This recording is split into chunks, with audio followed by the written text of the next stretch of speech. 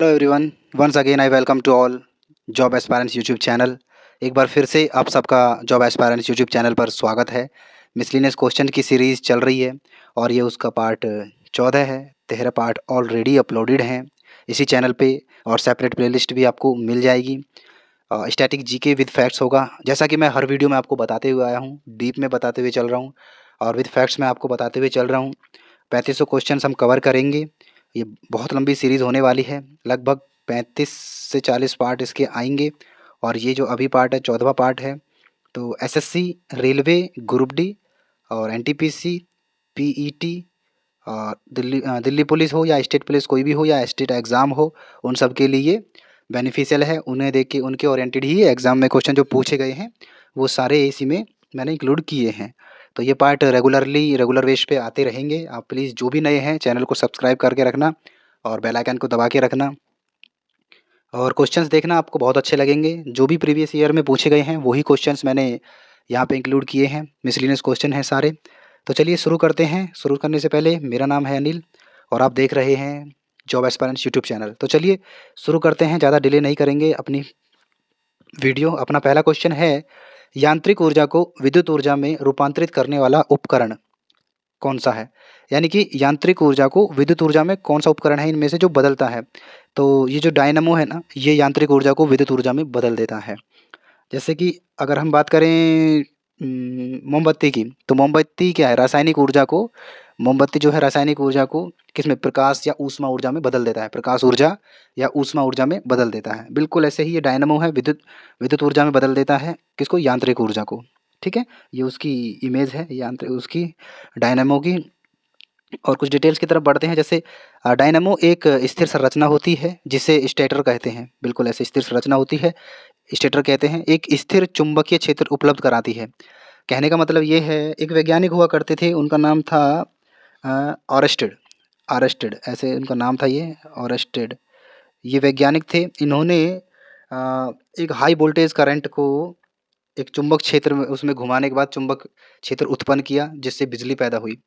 ठीक है, इसका जस्ट उल्टा फैराडे ने किया था। जैसे यहाँ पे लिखा भी है, देखिए, डायनामो में घूर्णन करती हुई तारों की कुंडली और चुंबकीय क्षेत्र का उपयोग करके यांत्रिक घूर्णन की ऊर्जा को फैराडे के नियम के अनुसार दिष्ट विद्युत धारा में रूपांतरित करती है। दिष्ट धारा बोले तो डीसी करंट।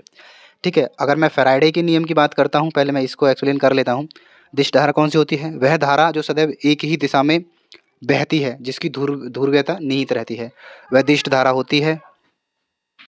और जो फैराडे का जो नियम था ना, फैराडे का नियम ऐसा था, चुंबक से विद्युत उत्पन्न करना, जबकि आर्स्टेड का नियम क्या था, विद्युत से चुंबकीय बल पैदा करना।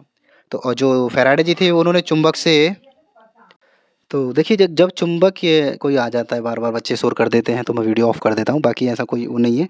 अब मैंने बच्चों को शांत कर दिया है तो उसके लिए सॉरी। देखिए, फैराडे का जो नियम था वो चुंबक से विद्युत उत्पन्न करना था। जब दो चुंबकीय बल रेखाओं के बीच किसी गतीय तार को घुमाया जाता है तो विद्युत पैदा होती है। कहने का मतलब ये है, पहले फैराडे ने क्या किया था, पहले फैराडे ने एक वायर थी मान लो, उस पे कॉपर को घुमाया था, उस पे कॉपर का एक वो लेके उस पे स्पीड से घुमाया था तो बिजली उत्पन्न नहीं हुई थी। लेकिन जब फैराडे ने दो चुंबकीय क्षेत्र ऐसे पैदा किए और उसके बाद उसमें इस हाई स्पीड से कॉपर के तार को घुमाया था, तब जाके बिजली पैदा हुई थी। ठीक है, ऐसे ही टरबाइन का जो होता है, टरबाइन का जो रोटर वो क्या बोलते हैं, शाफ्ट होती है, वो इससे कनेक्टेड हो जाती है। और ये जो मोटर है, इसकी जो कुंडली है वो इस चुंबकीय क्षेत्र के आसपास घूमती है, जिससे फिर विद्युत पैदा होती है, फिर उसको ट्रांसफार्मर के द्वारा ट्रांसफ़र किया जाता है। तो ये फैराडे का नियम था। ठीक है, और अगर हम बात करें कुछ ऐसे और भी, जैसे विद्युत मोटर है, अगर हम विद्युत मोटर की बात करें तो जो विद्युत मोटर है ना, वो विद्युत ऊर्जा को यांत्रिक ऊर्जा में बदल देती है। अगर क्वेश्चन तुम्हारे पास आता है यांत्रिक ऊर्जा को विद्युत ऊर्जा में कौन बदलता है, तो वो है डायनेमो। लेकिन अगर क्वेश्चन उल्टा फ्रेम हो जाए, विद्युत ऊर्जा को यांत्रिक ऊर्जा में कौन बदलता है, तो वो है विद्युत मोटर। वो आपको याद रखना है, विद्युत मोटर। और लाउड स्पीकर की बात करें तो लाउड स्पीकर विद्युत ऊर्जा को ध्वनि ऊर्जा में बदल देता है। लाउड स्पीकर जो है विद्युत ऊर्जा को ध्वनि ऊर्जा में बदलता है। और सोलर सेल तो तुम जानते हो, सौर ऊर्जा को विद्युत ऊर्जा में बदल देता है। और अगर हम बात करें ट्यूबलाइट की, तो ट्यूबलाइट है, ट्यूबलाइट जो है विद्युत ऊर्जा को प्रकाश ऊर्जा में बदल देता है। मोमबत्ती का मैंने आपको बताया था, रासायनिक ऊर्जा को प्रकाश ऊर्जा में बदल देता है। अच्छा, अगर मैं तुमसे पूछने लगा कि विद्युत मोटर है वो क्या करती है, तो तुम कहोगे कि विद्युत ऊर्जा को यांत्रिक ऊर्जा में बदल देता है। ठीक है, तो चलिए बढ़ते हैं अगले क्वेश्चन की तरफ और देखते हैं अपना अगला क्वेश्चन। अपना अगला क्वेश्चन है, सत्यशोधक समाज की स्थापना किसने की थी? तो सत्यशोधक समाज की जो स्थापना की थी वो ज्योतिबा फूले जी ने की थी। और कब की थी? 1873 में की थी। सत्यशोधक समाज की स्थापना कब हुई थी? 1873 में हुई थी। दबे कुचले वर्गों में जो नैतिकता, बुद्धिमत्ता, समृद्धि एवं प्रगति के विकास के लिए ज्योतिबा फूले जी ने इसकी स्थापना की थी। कहाँ पे की थी, कब की थी? 1873 में की थी, महाराष्ट्र में। ठीक है, और सत्यशोधक समाज का अर्थ है सत्य, सत्यशोधक अर्थात सच की खोज करने वाला समाज। सत्यशोधक का अर्थ क्या है? सच की खोज करने वाला समाज। 24 सितंबर 1873 में ज्योतिबा फूले जी द्वारा एक ये स्थापित पंथ है, एक छोटे से समूह के रूप में शुरू हुआ और इसका उद्देश्य शूद्र एवं अस्पृश्य जाति के लोगों को विमुक्त करना था। ये उद्देश्य था। सत्यशोधक समाज के प्रमुख उद्देश्य और भी थे, देखो, शूद्रों, अतिशूद्रों को पुजारी, पुरोहित, सुखदोर आदि की सामाजिक सांस्कृतिक दास्ता से मुक्ति दिलाना था इनको। यानी जो ये पुरोहित वगैरह थे उनकी गुलामी से मुक्ति दिलवाना था। किनको? शूद्रों को, छोटी कास्ट वाले बंदों को, शूद्र, अतिशूद्र को। धार्मिक सांस्कृतिक कार्यों में पुरोहितों की अनिवार्यता को खत्म करना था। यानी कोई ज़रूरी नहीं है कि कोई धार्मिक कार्य है तो वहाँ पुरोहित या पंडित ही जाए, कोई ज़रूरी नहीं है। उसकी जो है अनिवार्यता था उसको ख़त्म कर रहे थे और ये लिए अच्छा बनाया था, मतलब बनाने के लिए सही स्थापना की गई थी और इसके उद्देश्य भी ठीक थे। शूद्रों, अतिशूद्रों को शिक्षा के लिए प्रोत्साहित करना था, ये उद्देश्य था इनका, ताकि वे धर्म ग्रंथों को पढ़ सकें और स्वयं उसे समझ सकें। ये उद्देश्य था सत्यशोधक समाज का। कब स्थापना हुई थी? 1873 को। तो बढ़ते हैं नेक्स्ट क्वेश्चन की तरफ। अपना नेक्स्ट क्वेश्चन है, निम्नलिखित में से कौन सा देश कोयले का सबसे बड़ा उत्पादक है? कोयले का सबसे बड़ा उत्पादक कौन सा देश है? तो चाइना है ना, चीन। ये कोयले का सबसे बड़ा उत्पादक है और सबसे ज़्यादा खर्चा भी कोयला खपत भी यही करता है। ये भी आपको याद रखना है। दूसरे नंबर पर अमेरिका है कोयले की खपत में और उत्पादन में। तो कोयला एक ठोस कार्बनिक पदार्थ है जिसको ईंधन के रूप में प्रयोग में लाया जाता है। ठीक है, कोयले से आप जानते हैं बिजली भी बनती है। ऊर्जा के प्रमुख स्रोतों के रूप में कोयला अत्यंत महत्वपूर्ण है। कुछ प्रयुक्त ऊर्जा का 35% से 40% भाग कोयले से प्राप्त होता है, जो ऊर्जा हमें मिलती है। कोयले से अन्य दहनशील तथा उपयोगी पदार्थ भी प्राप्त किए जाते हैं कोयले से। ठीक है, कोयले से राख भी हमें प्राप्त होती है। और कोयले के कुछ प्रकार हैं, देखिए, एक है एंथ्रासाइट, एक है बिटुमिनस और एक है लिग्नाइट और पीट। ये सबसे खराब है पीट। और बात करते हैं एंथ्रासाइट की, तो इसमें 94 से 98% तक कार्बन होता है। और बिटुमिनस जो है इसमें आप देख रहे हैं 78 से 86% के करीब कार्बन की मात्रा होती है। और लिग्नाइट है ये 28 से 30% के बीच में इसमें कार्बन की मात्रा होती है। और पीट जो है 27% इसमें कार्बन की मात्रा होती है। और अगर बात करें जो पहले नंबर पे है चाइना, ये खपत में भी सबसे ऊपर है और उत्पादक देश भी सबसे बड़ा चाइना ही है। दूसरे पे अमेरिका, फिर भारत है और ऑस्ट्रेलिया, इंडोनेशिया, रसिया, दक्षिण अफ्रीका और जर्मनी, पोलैंड और कजाकिस्तान। ये टॉप के 10 कंट्री हैं जो सबसे ज़्यादा कोयला उत्पादन करते हैं। तो एक बार फिर से देख लिए, कोयले के ये नमी रहित कार्बन की मात्रा पर कोयले के जो प्रकार हैं ये एंथ्रासाइट, बिटुमिनस, लिग्नाइट और पीट। और एंथ्रासाइट की जो है सबसे ज़्यादा कश्मीर में होता है और पीट जो है सबसे ज़्यादा भारत में झारखंड में होता है, झारखंड में होता है। ठीक है, ये सब आपको याद रखना है। बढ़ते हैं अगले क्वेश्चन की तरफ और अपना अगला क्वेश्चन है, दक्षिण अफ्रीका में महात्मा गांधी द्वारा प्रकाशित पत्रिका का नाम क्या था? तो दक्षिण अफ्रीका में महात्मा गांधी जी ने अपनी एजुकेशन की थी, वकालत दक्षिण अफ्रीका से की थी, आप सब जानते हैं। तो वहाँ पे उनकी एक पत्रिका आती थी और ये पत्रिका जो थी इसका नाम था इंडियन ओपिनियन। ये इंडियन ओपिनियन पत्रिका थी और तमिल, हिंदी और इंग्लिश लैंग्वेज में, पंजाबी लैंग्वेज, 4-5 लैंग्वेज में ये प्रकाशित होती थी। सन 1894 में गांधी जी ने दक्षिण अफ्रीका में नेशनल इंडियन कांग्रेस की स्थापना की थी। कब? 1894 में। तथा उन्होंने इंडियन ओपिनियन नामक एक पत्रिका का प्रकाशन किया था। इस पत्रिका के माध्यम से नस्लीय भेदभाव से लड़ने और दक्षिण अफ्रीका में भारतीय अप्रवासी समुदाय के नागरिकों को अधिकार प्राप्त करने हेतु यह पत्रिका जारी की जाती थी। और किस लैंग्वेज में की जाती थी? गुजराती, हिंदी, तमिल और अंग्रेजी में ये प्रकाशित की जाती थी। किसके लिए की जाती? भारतीय जो नस्लीय लोग थे उनके संग भेदभाव जो ना हो उसके लिए भारत के जो नागरिक हैं उनके अधिकारों के लिए ये है पत्रिका प्रकाशित की जाती थी। और बात करें हम यंग इंडिया की, तो यंग इंडिया पत्रिका जो है लाला लाजपत राय द्वारा लिखी गई पत्रिका थी और 1919 से 1931 तक गांधी जी की देखरेख में ये साप्ताहिक पत्रिका निकलती थी, यानी ये हर हफ्ते निकलती थी। किसकी थी? लाला लाजपत राय जी की थी। पत्रिका का नाम क्या था? Young India. लेकिन किसकी देखरेख में ये होती थी? महात्मा गांधी जी की देखरेख में ये प्रकाशित होती थी और साप्ताहिक पत्रिका थी, यानी हफ्ते में एक बार ये प्रकाशित होती थी। और गांधी जी की और पत्रिकाएं हैं, देखिए नवजीवन है और हरिजन है, और समाचार पत्र जो है प्रकाशन ये महात्मा गांधी जी ने ही किए थे। ये भी आपको याद रखना है। लेकिन ये भारत में किए थे, ये दक्षिण अफ्रीका में नहीं किए थे। दक्षिण अफ्रीका में ये इंडियन ओपिनियन ही प्रकाशित होता था। ये सारी चीज़ें आपको याद रखनी है। हम बढ़ते हैं अगले क्वेश्चन की तरफ। नेक्स्ट क्वेश्चन अपने पास, संसदीय व्यवस्था को भारतीय संविधान में किस देश से लिया गया है? यानी कहने का मतलब है भारत में जो संसद है उसकी जो शासन व्यवस्था है ये किस देश से ली गई है? तो ये जो ली गई है ये ब्रिटेन से ली गई है। चूँकि हमारे देश में अंग्रेज़ों का राज रहा है तो ये जो है संसदीय व्यवस्था राज किया है, अब तो नहीं है, सॉरी। तो शासन किया था उन्होंने, तो वहीं से ये संसदीय व्यवस्था ली गई है। और अगर देखा जाए तो विश्व में जितने भी देश हैं जहाँ पे संसदीय प्रणाली है वो सब ब्रिटेन की संसदीय प्रणाली से ही ली गई हैं, ये आपको याद रखना है। तो ब्रिटेन इसका राइट आंसर है। संविधान में संसदीय व्यवस्था कहाँ से ली गई है? ब्रिटेन से ली गई है। ठीक है। संसद कब आता है? 79 में, आर्टिकल 79 में संसद का उल्लेख है। और भारत के संविधान में संसदीय व्यवस्था ब्रिटेन के संविधान से ली गई है। भारत आज़ादी से पहले अंग्रेजों के अधीन था और भारत में ब्रिटेन की शासन व्यवस्था लागू थी। ठीक है, ये मैं पहले बता चुका हूँ।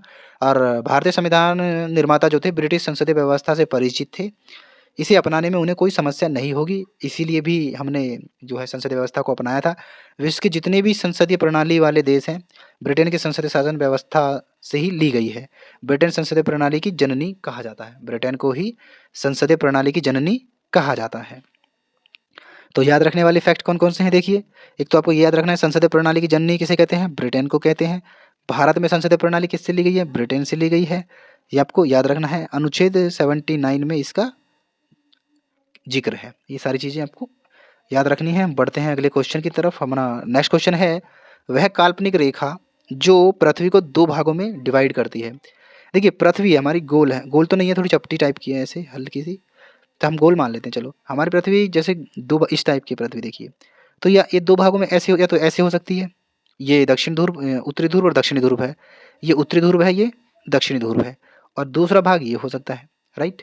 तो इसके आधार पर पृथ्वी को बांटा गया है।